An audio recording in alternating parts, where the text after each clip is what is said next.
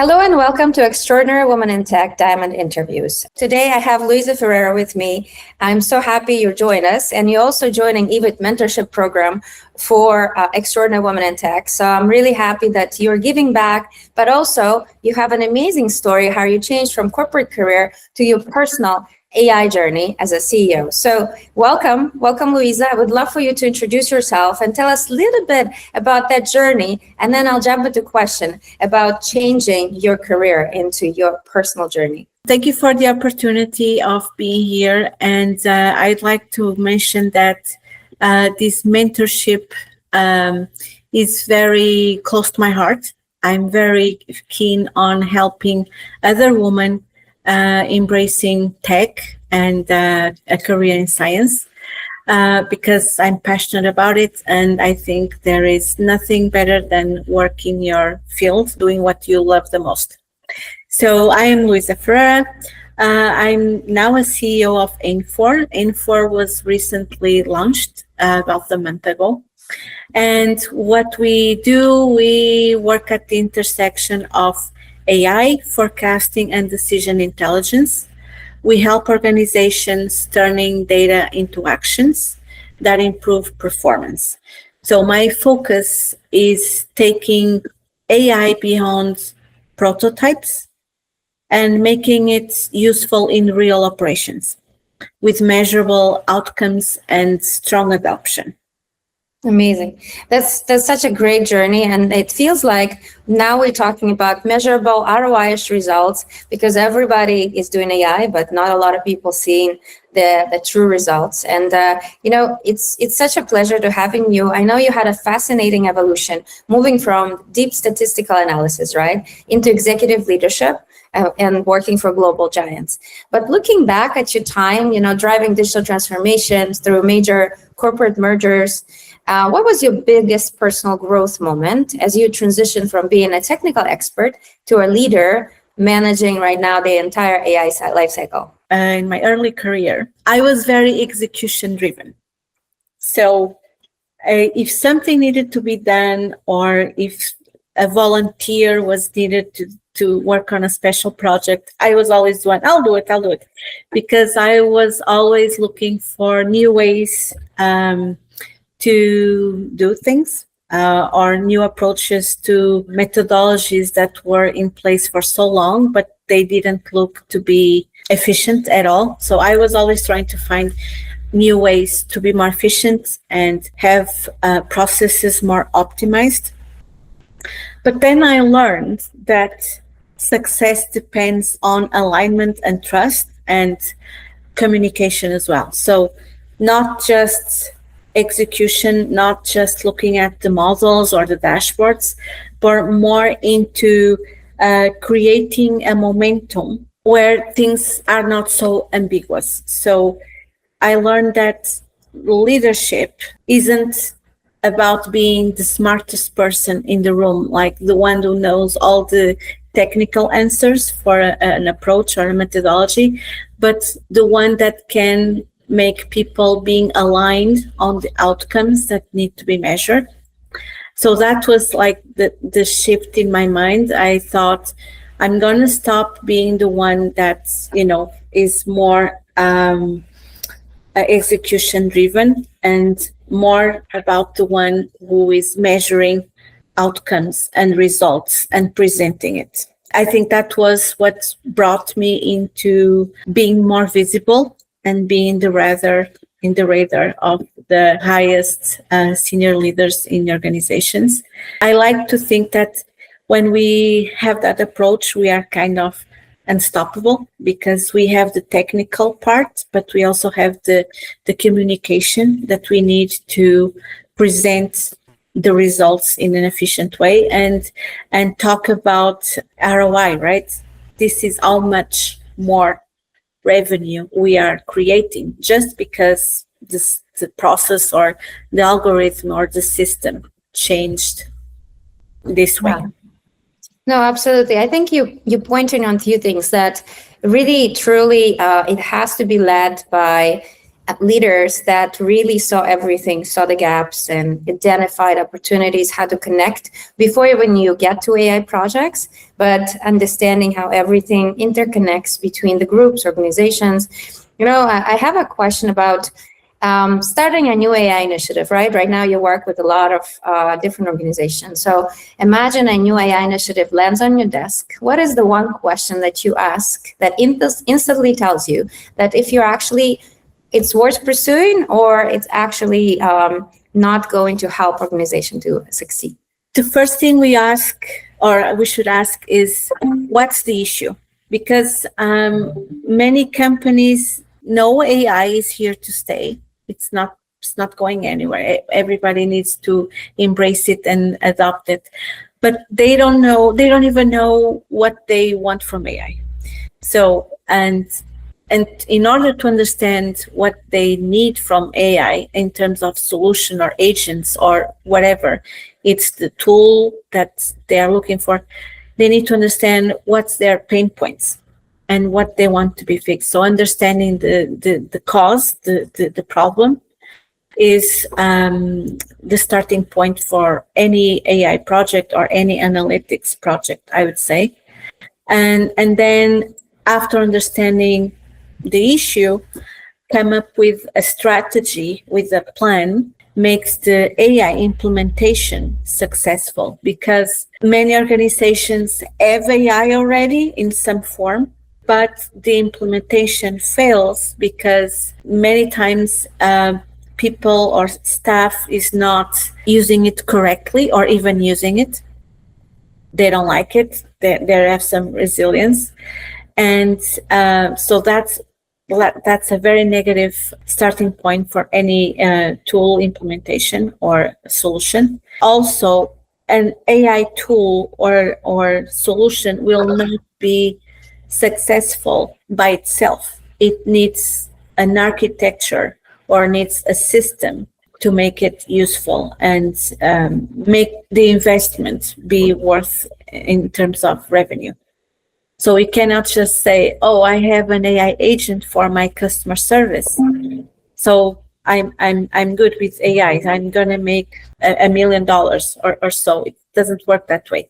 You need to have people that understand how to use it, know the value of it, and so that means cultural change for the new AI solution, and also have the right guardrails in the AI solution.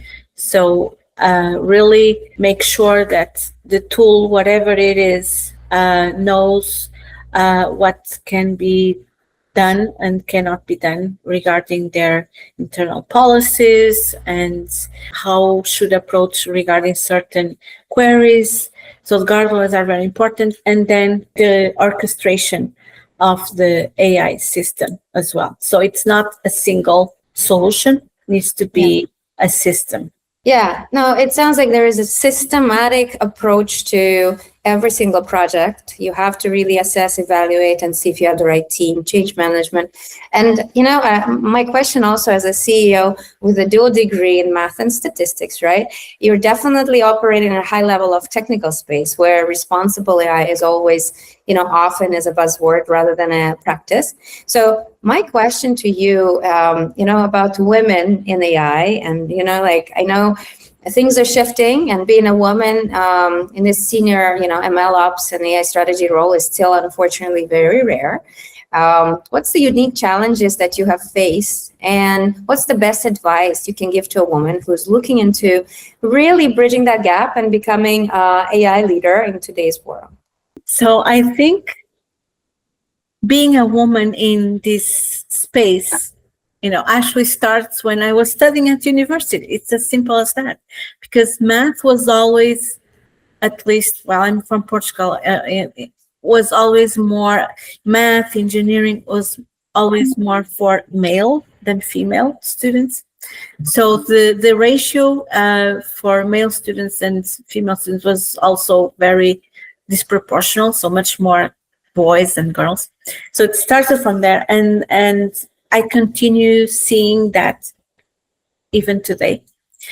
And I think that for us that are in tech, are still very not very well represented in senior leadership meetings and so on, the credibility is at risk, right? Because I felt all my career that I have to prove that I'm at that level or even better to get the attention that my male colleague was already getting it. And the same for promotions and compensation, all of that. So my approach was never give up, show your value and stand for yourself. So we have to don't shrink our ambition. Always build the technical foundation to make sure we know what we are talking about and don't make mistakes. And as at the same time we have that technical expertise, build the leadership skills as well, the storytelling, influencing, decision framing, and stakeholder management to make sure in those critical moments, in those meetings where we are the only woman there, we know we are correct in our assumptions and we know what we are talking about, and gain respect after that. But it's not easy, but we need to don't give up. No, it's great. And I also feel that now when women leaders in AI are like yourself, sharing their stories and want to give back, and they have, role models to follow. And if I think about the young girls and shifting their mindset, right? What would be the biggest shift, that young data scientists need to make to move from technical experts to strategic business partners? Because I think girls are always lacking that voice and confidence, and it takes time. But right now, the sooner they get into this strategic role where they actually can gain a seat at the table sooner because of all the AI that is helping us to get there. But from your perspective, what do you think will be one thing that young girls can really do and make that shift to business partnership?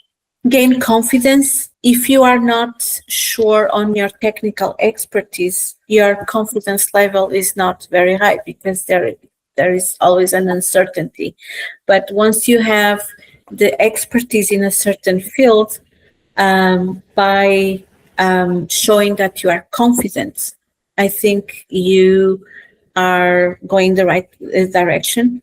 You have to have a business purpose, and showing that in a meeting full of other senior leaders, male, we have to show that here is the decision we are improving. Here is the risk we are reducing. Here is how we measure success. So be very factual and show confidence and being assertive. I think that will change how people see that person leadership skills. For sure, Luisa. I have a personal question. I see a lot of leaders shifting from corporate to creating their own companies and focus on AI because their leadership they've learned a lot in the corporate world. They know what mistakes not to make in their startups. So how did you make that step? I think it's the hardest decision to make, is really leave corporate, make a decision. And what pushed you to take that step? And, what would advice do you give to other women that are right now that either already left and looking to start something, or they're looking into that inspiration? Absolutely. It's not easy because you are living your comfortable life with a good compensation, good status, and to the uncertain. Right? Hopefully it will go well, but there is always a risk associated with that. But I think having that risk is also good because it will make you be outside of your comfort zone and be more careful, more cautious, and also more resilient and more brave, more courageous to try something new. But I think in my case, and many others for sure, we saw the gap between what was being done in corporate and what should be done in to solve certain business problems. And in my case was I saw that AI was not being implemented in the most efficient way. And I many times I thought I can do better. I can do better than this. I wish I had those clients and I could do so much better, because those big corporations, sometimes they are very bureaucratic. They're lots of different layers that we need to go through to have an approval for something. And sometimes the machine is so heavy that adopting a new technology is going very slow as well. And by the time you are ready to reach a certain point, the remaining of the world is already so much more ahead that you always feel behind. So in my case was the passion for innovation and the belief that there was a gap between even having some tools but not knowing how to use it. People didn't have enough training to understand what was there, and the belief that this is the time to give it a try, and make it more a better process, more optimization, more innovation, more doing better. That was what I thought. No, that's great. I think you talk about courage. You talk about the gaps that you can really improve somebody's lives in terms of day to day, and the change management, right? All the things that you felt that could really make a difference, and why not doing it yourself with your own company, right? Yes. That's great, and I feel we need to have more discussions about taking that risk. And also moving. The hardest risk is when you have stability and you have to go into basically nowhere, but you can create anything from nothing. And I think that's where everyone should start thinking about it and seeing some benefits, and not over having your expectations not too high so you can celebrate every win, right? Because I think sometimes that is really discouraging in terms of your own business. Yes, for sure. But it's also an amazing experience, because when you are in corporate, you don't think about in my case, I didn't have to try to get clients. I had the clients already, right? I just had to produce the forecast or whatever I was working on and present it. I didn't have to be an expert in go-to-market or fields like that, or sales. Now with my company, I have to do a little bit of everything. And even with my staff, I have to train them on a little bit of everything, because startups are just like that. We start slow, so everybody needs to learn the processes and what we want to achieve from early days.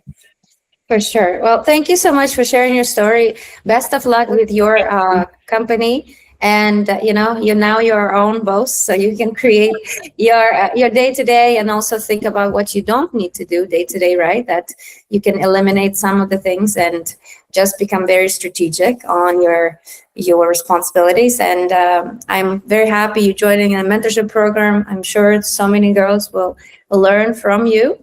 And look forward to see you in other events and see you in person. Thank you. Thank you for the opportunity. I'm pretty sure this is going to be a great relationship. Yes. Thank you.